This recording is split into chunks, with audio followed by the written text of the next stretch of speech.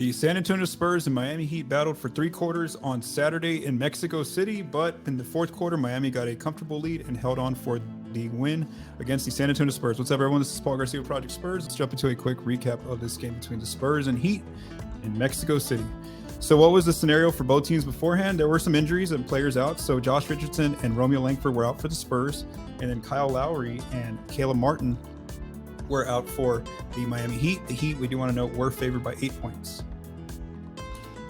So as we can see here, it was a pretty close night for 3 quarters, and then in the fourth quarter, Miami just gets takes some control, and they end up holding on for that 10-point win. So let's go right to the first quarter. By the 6-minute mark, the Heat are up by 6 points.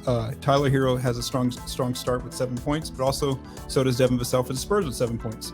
By the end of the first quarter, it's the Spurs who actually take the lead by 3 points. Keldon Johnson's having a good night here with 10 points by this point. And the Spurs actually went on a 19-0 run late in the first quarter. So they were able to battle back from an 11-point deficit there in the first quarter. Then in the second quarter, it's pretty close again. By the 6-minute mark, the Heat are up by 2 points. Bam Adebayo is having a good game scoring in the paint with 10 points. And then by halftime, the Spurs are up by 3. Keldon Johnson's up to 17 points. Vassell's up to 10 points. Bam has 12 points, and Jimmy Butler has 11 points for Miami. The third quarter comes, and by the midway point, the Spurs are up by 6 points. Vassell's up to 14 points at this point. And then by the end of the third quarter, the Spurs are still holding on to the lead by 4 points. So it's a very close game. Keldon's up to 22 points, Vassell 16, and then Jimmy Butler has 21. And then the fourth quarter comes, and Miami starts off with I believe it was a 21-7 run to begin the fourth quarter, and they built a 10-point lead midway through the quarter.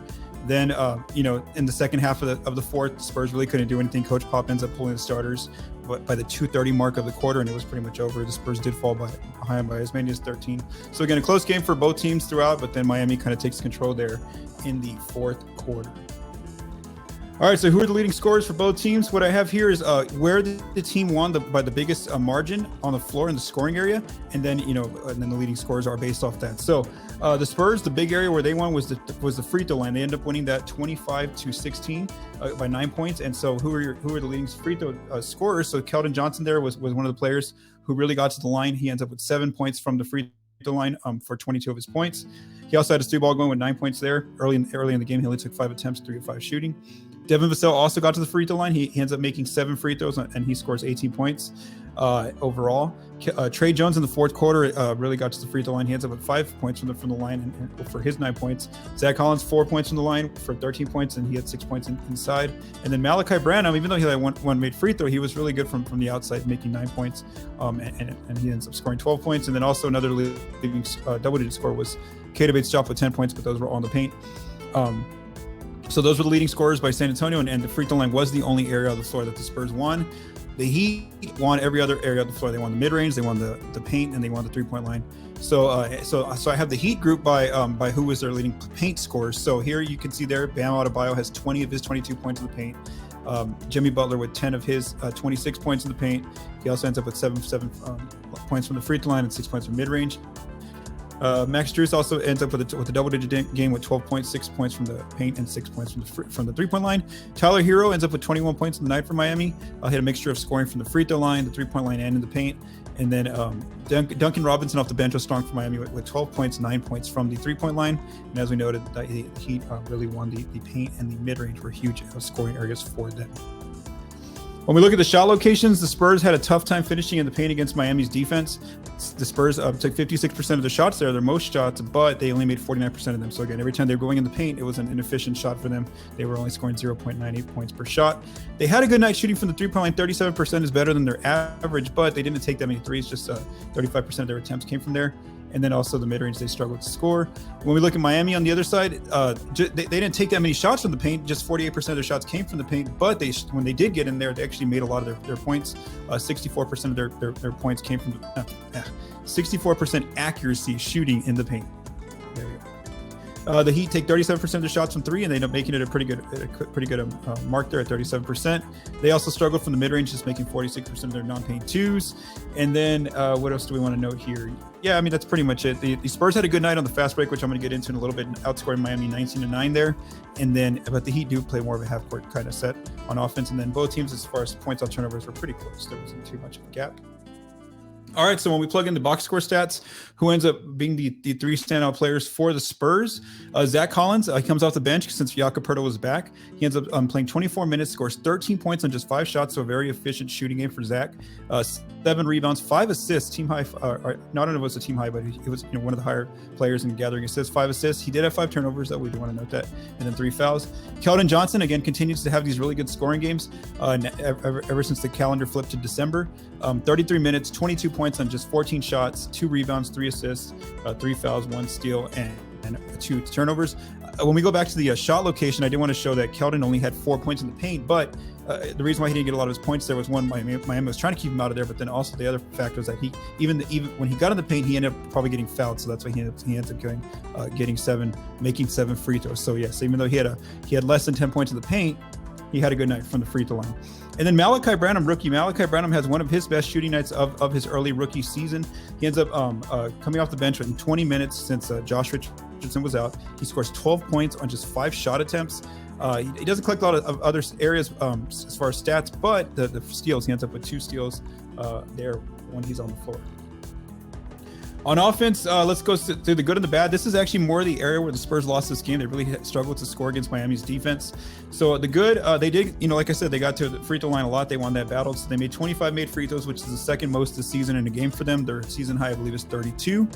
They had they assisted on 29 of their 33 made shots, so 88% assist percentage, which is now their season best. And then, like I said, they got out on the break and scored, so 19% of their points did come from fast break scoring. That is higher than their season average. The not so good areas on offense, they are now 1-16 when losing the 3-point line. So again, that's a stat that Josh Bodetis and I talked about in the last Spurs cast, is that's usually an indicator that the Spurs are going to lose, is when they can't win the 3-point battle against their opponent. And Miami, even though they won it by 3, they still won that 3-point battle. The Spurs, like I mentioned, weren't able to get into the paint very well, so they only end up with 42 paint points. They also struggled there, like we mentioned, 49% paint accuracy.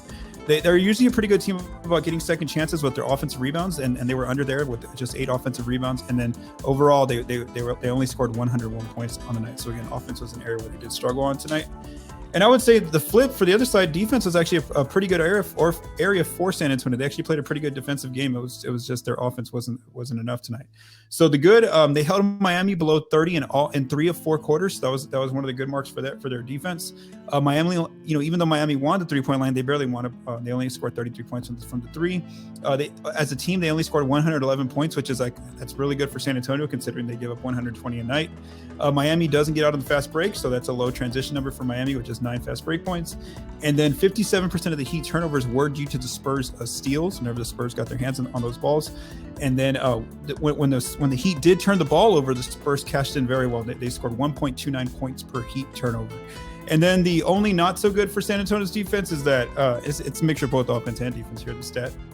The Spurs continue to lose games whenever they trail by double digits. So they are now 0-18 when falling behind by double digits. They have not shown in any game this season that they can make that comeback and then hold on to that lead, because like tonight they were down by 10 early or 11 early.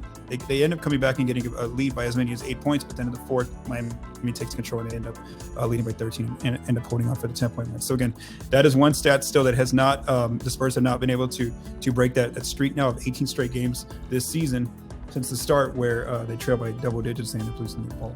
They end up losing the game. All right, so where are the Spurs now through 29 games?